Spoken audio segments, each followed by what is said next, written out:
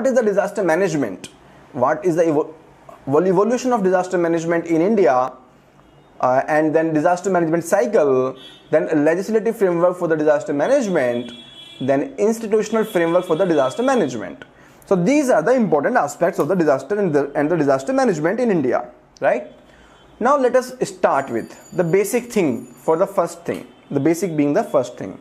So can you think what is the meaning of disaster? So take 10 seconds and just think, what is the meaning of disaster?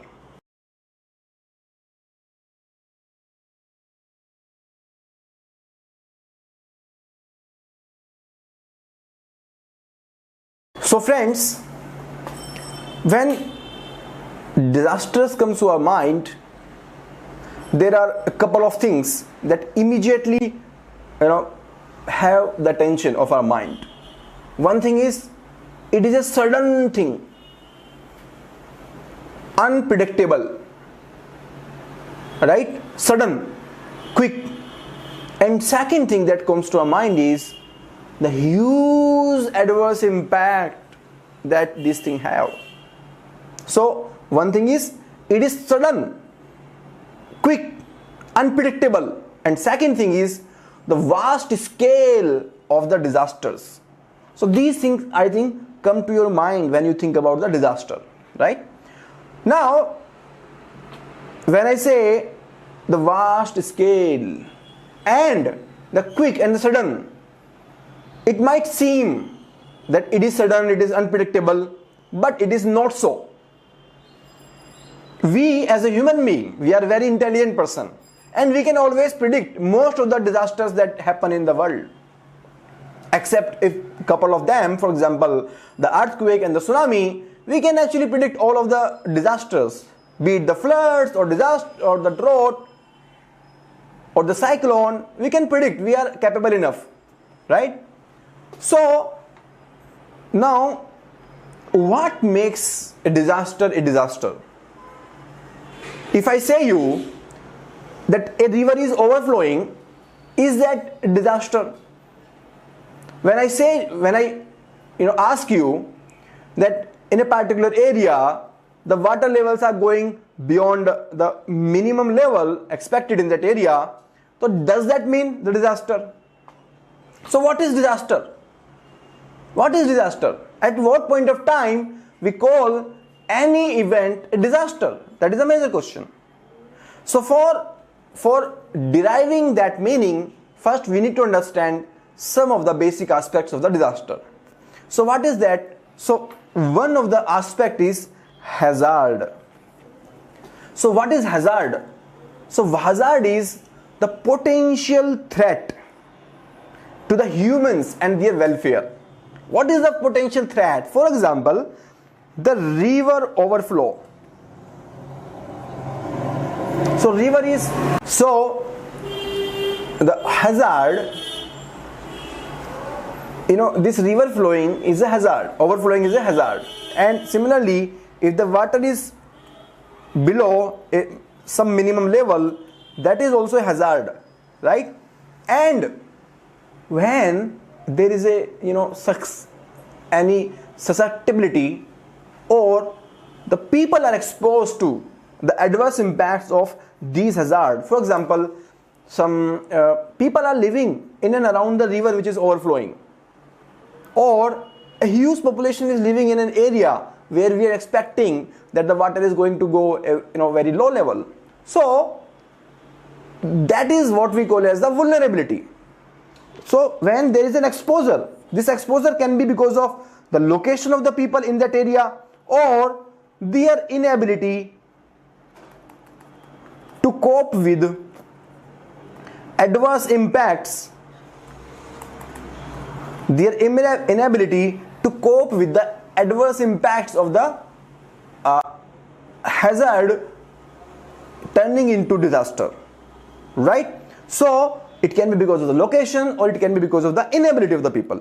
So when the hazard meets the vulnerability, then this is called the risk. So hazard plus vulnerability is equal to risk, and this risk is actually basically indicating the probability of hazard occurring in reality.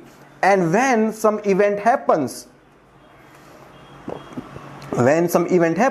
so finally the river overflow actually, the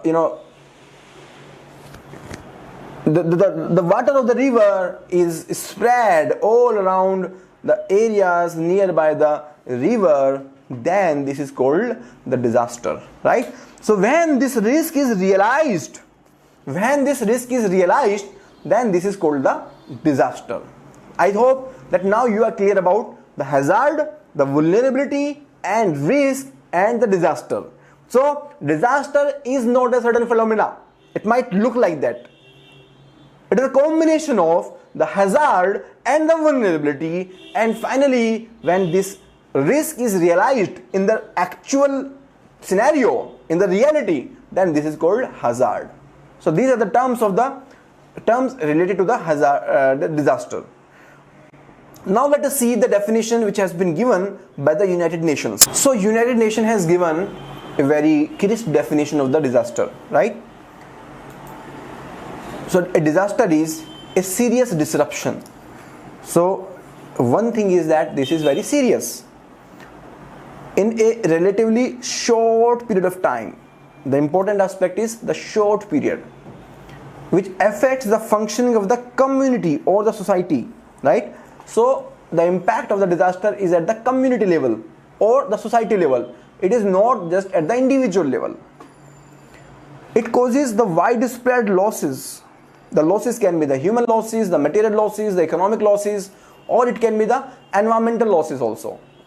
Then the losses exceeds the ability of the affected community or the society to cope using its own resources. This is very, very important aspect, that see, loss is not a bad thing. The problem is not with the losses, but when the society cannot afford these losses, it cannot manage these losses, then this is called as a disaster. So this is very, very important aspect, that the ability of the society or the community is inadequate to deal with the consequences of the disaster. So that is a very important aspect of the disaster being called as a disaster. So this is a definition which has been given by the United Nations. You can use this definition in your examination also. Now let us see the different types of disasters. So disasters can be of natural or it can be the man-made. So depending upon the causes, it can be natural or it can be man-made. So in the natural, again there are three categories. One is the meteorological, second is the geological, and third is the environmental, right? So meteorological can be in form of the floods, it can be in the form of cyclone, hurricane, typhoon, slow storm, thunderstorm, drought, hot or cold waves. And when it comes to the geological, it can be in the form of earthquake or volcanic eruption or landslides or tsunami or debris or mud flow, right? And when it comes to the environmental or biological, then it can be in the form of the global warming or climate change or ozone depletion or solar flare or the epidemics and the plagues. So out of these disasters, for the UPSC, for the civil services, floods is important, cyclone is important, then drought is important, and in the same times the hot and the cold waves. Then this earthquake is important, landslide is important, then here the climate change is important, right? So these are the important natural disasters that you should know and you should learn about. Coming to the man-made disasters, in the man-made disasters, it can be the transport accident, for example the railway accident. It can be the structure failures, for example the building collapse, or explosions, for example the mine explosion, or any kind of fire, for example the fire in the big malls. So these are the technological man-made disasters. Then there are industrial man-made disasters, for example the chemical spills, right, or oil spills, radiation, for example like in a nuclear power plant, then poisoning or gas leakage, for example in the Bhopal gas tragedy. Then it can be in the form of warfare, which can be like war or terrorism attack or internal conflict or any kind of civil unrest. So here these all disasters are man-made. So one is the technological, another is the industrial, and third one is the warfare. So these are the different types of the disaster. Now, how much vulnerable India is to the disasters? How much vulnerable India is to the disasters? So India is highly vulnerable to the disasters. In the evolution of mankind, the disasters have really played an important role. Earlier we had the age when the dinosaurs used to exist, the Siberian tigers, etc. They were very big in size. And experts believe that they were killed because of some natural calamity only. Maybe because of the floods, or maybe because of the earthquake, or maybe some kind of solar flare which happened on the earth. Similarly, we had the very huge civilizations, for example, Indus Valley civilization. So even the Indus Valley civilization, is said to be destroyed because of some natural disaster. So the natural disasters have really been impacting the history of humankind in a very unique way. Now, if we see about the vulnerability of India, India is highly diverse country in terms of the geography, and therefore India is exposed to almost all kinds of natural disasters in one or the other part of the country. So if you see, the 57% of the land is vulnerable to the earthquake, and the 12% is vulnerable to the severe earthquake, right? And which are the particular region, that thing we can see in the particular topic. 68% of land is vulnerable to the drought, very very big issue. India is a country where the agriculture dominates, but this drought really adversely impacts the agriculture sector in India. Then 12% land is vulnerable to the floods, 8% land is vulnerable to the cyclones, right? So there are various cyclones which keep coming, especially in the eastern coast, right? Then apart from that, many cities are also vulnerable to the chemical and natural disasters and the other man-made disasters.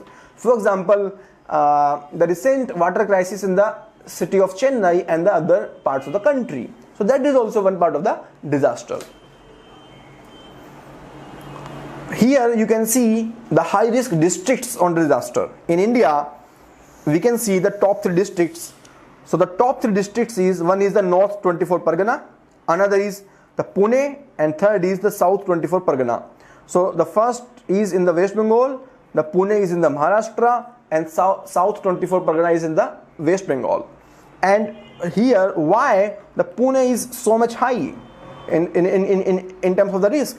So Pune is because of the different kind of risk. For example, the drought, right? So this drought is the major reason why this is there in the risk. Then North 24 Pargana, this is because of the floods. Then South 24 Pargana, this is because of the cyclones. So these districts are having their own reasons why they are so much disaster prone. And if we see from the state's perspective, the Maharashtra is the highest disaster risk state. The second highest is the West Bengal, and the third highest is the Uttar Pradesh. Friends, you don't need to remember the name of the states, but just have an idea. In the last year, that is in the 2018, if we see, there are few important disasters which have happened in India, and they have been arranged based upon the month. So in the month of January, the cold waves, especially in the cities like New Delhi, then hailstorms in the North India. Then in the month of March, the drought and the forest fires. In the month of April, again the heat waves, thunderstorm, lightning. In the month of May, the dust storms, the floods, the flash floods, thunderstorming, and the heat waves. In the month of June, we have the storm, floods, thunder, lightning, heat wave. In the month of July, August, September, there are floods. So here you can see the floods and the flash floods also. In the month of September, you can see also the cyclones. So here, October, November, December, again you can see the cyclones. So here, in this way, you can see that almost all kinds of disasters, natural disasters, are happening in India. And not only the natural disasters, but also the man-made disasters, for example, the railway accidents, the industrial disasters, they also keep happening. Now, let us see the history of disasters in India in the last few decades, right? So if we talk about the last few decades, going back to the 1993, in 1993 the earthquake happened in Latur. Then the major event we can see in 2001. In 2001 there was the earthquake in the Bhuj in the state of Gujarat, and after that the major event happened in 2004 in the form of tsunami, which impacted this entire region. Then even between this period there was the cyclone in the state of Odisha in the year of 1999, and then in 2013 there was flash floods in the state of Uttarakhand. In 2005 there were Mumbai floods. Again in 2018 there was floods in the Chennai, the Kerala, right? And before that there were floods in the Sri Lanka also, Chennai also, and all that, right? Then in 2019 there are floods in the Kerala, right? So you can see there are lots of disasters which are regularly happening, right? And if we see the man-made disasters, in the 1982 the Bhopal gas tragedy. So just have an idea. In the examination you will never be asked all these disasters. You just need to have an idea as an aware citizen. From the interview perspective, you need to have an idea that what all kind of disasters have happened in India. Now, very important question. What is disaster management? Right? So we have discussed about the disaster, and now we will discuss the management of the disaster. So I am giving you 30 seconds to think about that. Please think, and then we will discuss.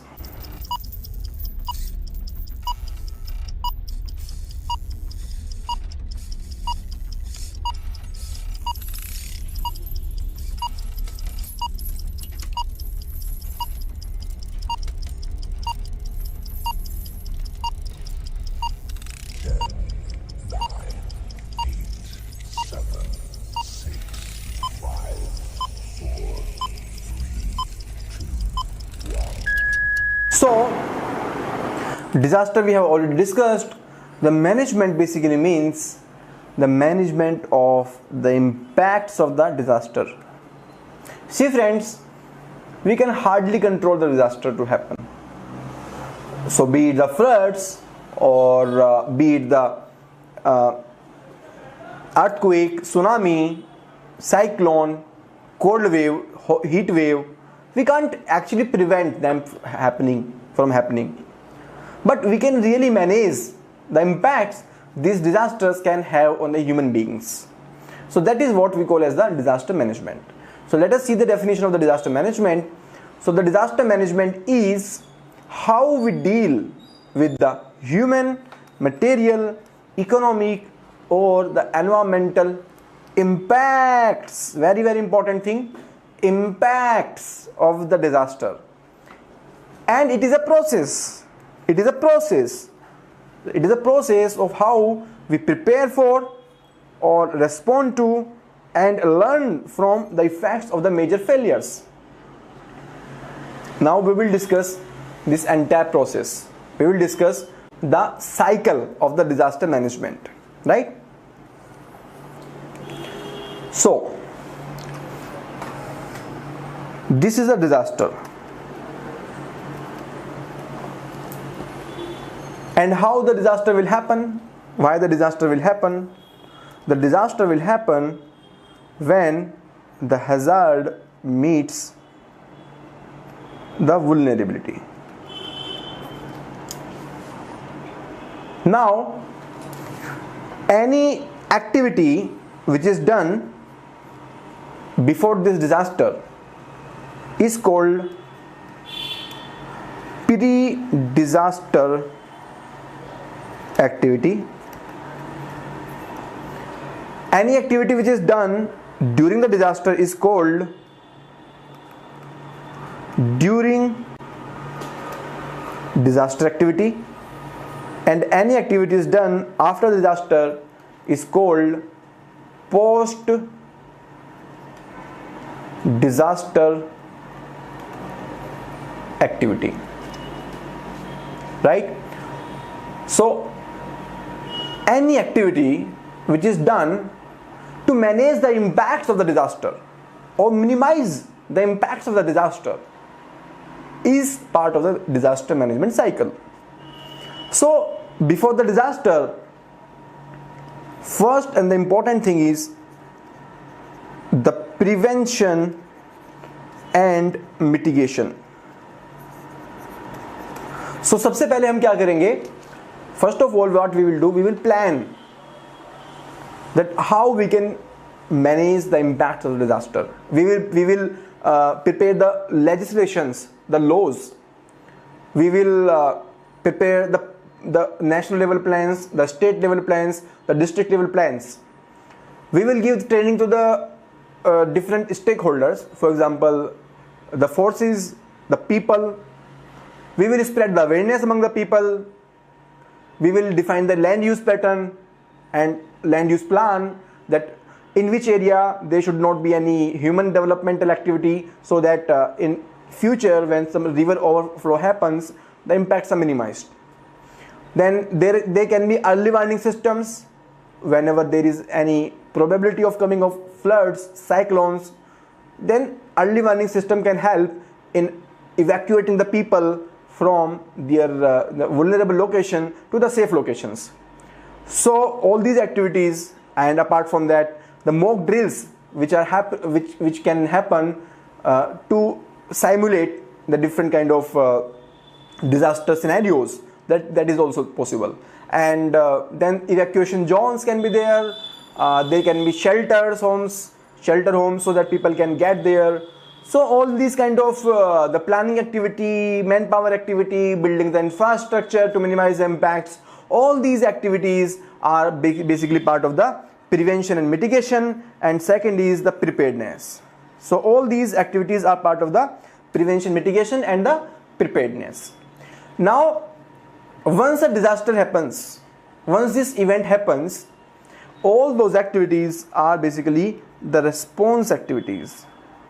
So the emergency response, rescuing the people, putting them into the safe zones, allowing the people from the family to meet their accident people, the people who are part of the disaster event, and moving the forces from their headquarters to the event location. All these are part of the response and the rescue activity. Once the response is done, then the recovery starts. Once the response is done, the recovery starts. So we start recovering the infrastructure, for example, the electricity lines. We start repairing the roads. We start, filling the water bodies. So all these are part of the recovery. And finally, from the long term, the reconstruction activities take place. So in the reconstruction, all that infrastructure which has been damaged is rebuilt. For example, after the 2001 earthquake in the Gujarat, the entire cities were rebuilt. So that is part of the reconstruction, right? So we can see the first major activity is the prevention and mitigation. Then we have the preparedness. Then we have the response. Then we have the recovery. And finally we have the reconstruction. Now, if we see India's response, if India's plan, the disaster management cycle, earlier, before 2010, the focus was majorly upon the response recovery. It was reactive approach. But after 2010, the focus shifted from response and recovery to the prevention, mitigation and preparedness. So now this is the proactive approach. So from relief centric approach to the prevention, mitigation and preparedness approach. So from focus upon the post disaster activity to the pre-disaster activity. This shift has happened in India's disaster management cycle.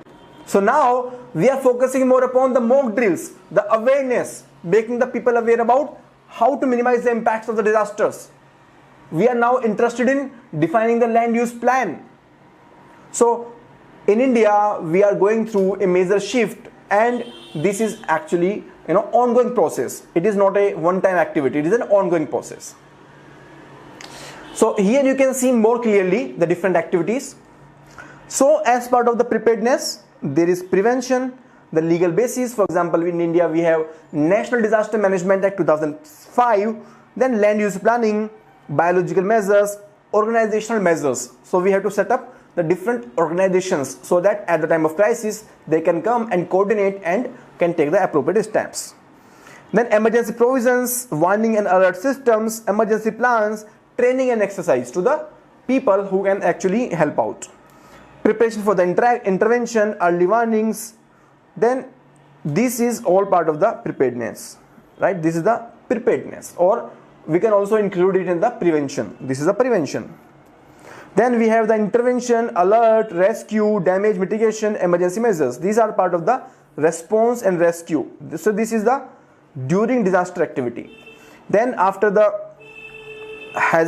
this disaster has happened, then all these steps are taken which are part of the recovery. The reconditioning, energy and transport systems are restored, event analysis is done, documentation is done, lessons learned are analyzed.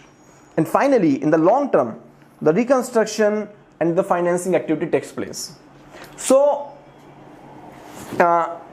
in this cycle, you can see the overall activities. Again, to be more conceptually clear, you can see this diagram. In this diagram, you can see this is the first stage, that is the prevention or mitigation. So here the purpose is basically to lessen the severity of the hazard on the people or property. Then the second step is the preparation. In the preparation, the actions which are taken prior to event to activate necessary resources, right? So to allow the people and the structures to be on standby so that at the time of event they can actually be used. Then this is the third stage, which is the hazard event, where the hazard and vulnerability they meet and this risk is converted into the actual disaster. After that, the third step is the response, which includes the rescue, the evacuation, relief and the external support.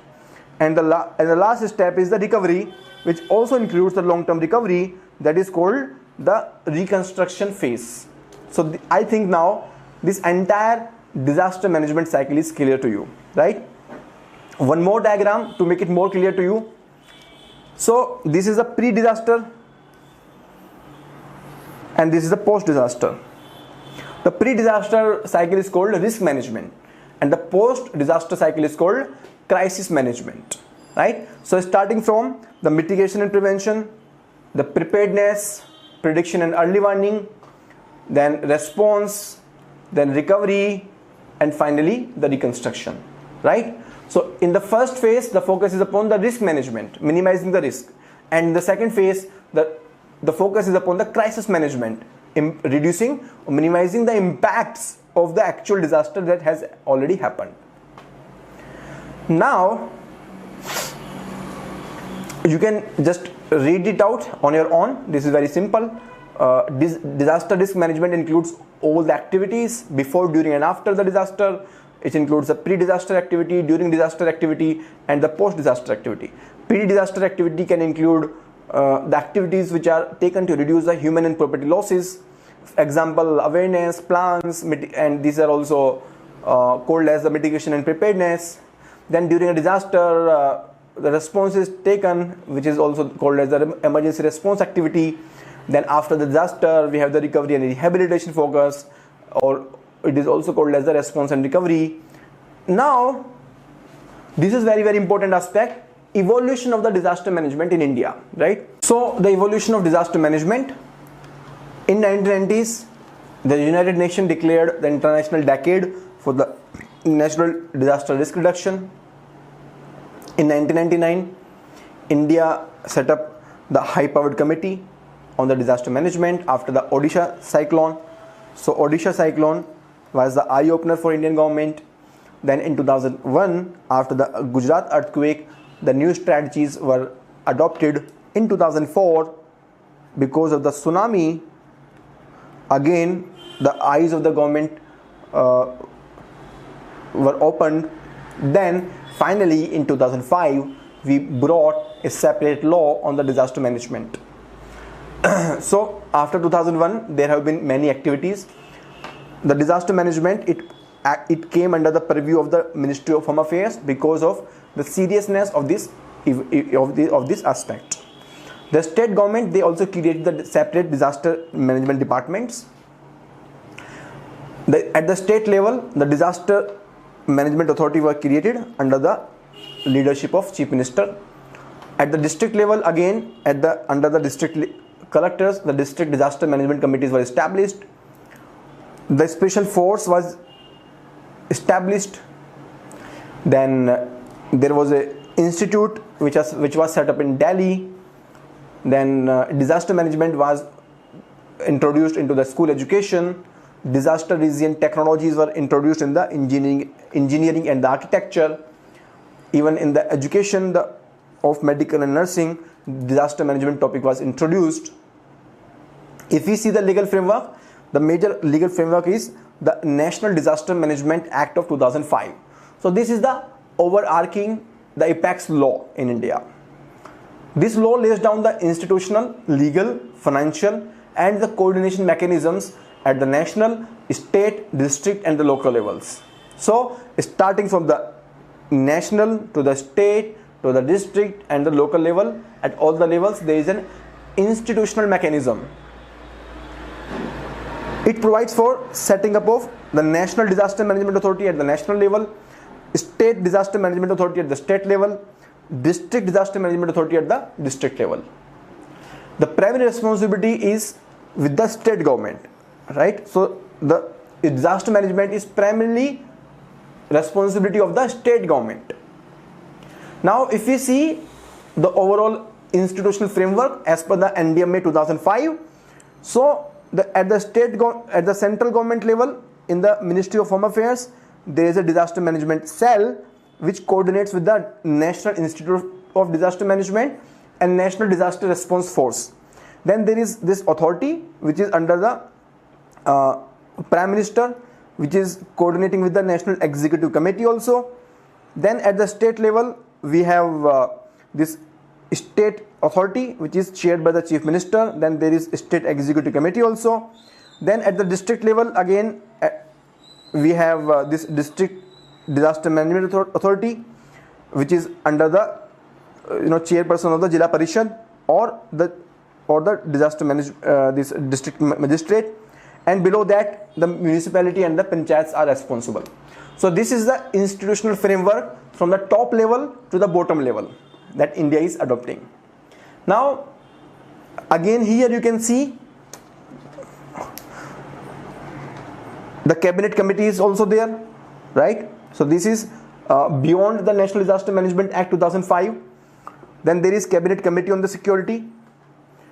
Different departments are involved for the different disasters. We will discuss this thing, that the different kind of disaster are the primary responsibility of the different ministries. So Ministry of Home Affairs is the responsible authority who coordinates with all the ministries who are responsible for different disasters. But different disasters are responsibility of the different ministries or departments. We will discuss that thing in the later part of the discussion. At the district level, there are various organizations, the ministries, departments of the states, the state police, the state disaster response force, fire services, central forces. So these are supporting the state administration. At the local level, there are home guards, there is civil defense, NCC, NSS. All of them are supporting the local authorities in the disaster management, right? So this diagram makes it very clear the institutional architecture of the disaster management in India. So here this is again reproduced. Disaster management division is there in the Ministry of Home Affairs, which coordinates with the different authorities for the effective disaster risk reduction. Then there is National Executive Committee, which is responsible for the coordination and the monitoring purpose, and it is chaired by the Home Secretary. Then there is Cabinet Committee on Security, which is again working on the different issues. Then there is National Crisis Management Committee, National Disaster Management Authority. Now this is important. All the other authorities, you just need to know the name and one line about the purpose of the authority. But this NDMA is important. They can be questioned on the NDMA. So this is the apex body, and this lays down the policies, the plans, the guidelines, and it assists the central ministries, departments, the state to formulate their plans. And it is mandated to deal with all the type of disasters, and it approves the plans of all the departments and the ministries. So it is the apex authority. Then it also has a control over the NDRF, and it is also authorized to make the emergency procurement for providing the rescue and relief. It can also take the measures for prevention, mitigation, preparedness, capacity building.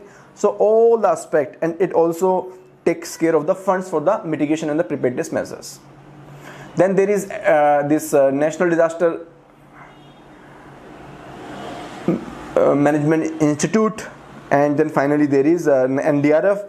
NDRF is having the 12 battalions, 3 each from the BSF and CRPF, and 2 each from the CISF, ITBP, SSB, and they are also expert in the CBRN, the chemical, biological, radiological, and the nuclear challenges.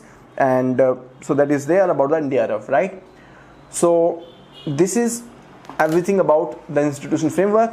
After this, we will discuss about the international initiatives for the disaster management and the government policies. So there are 2 important policies. We will discuss about that, and then we will analyze what are the lacunas in the India's disaster management policy and what should be the way out, what should be the recommendation, right?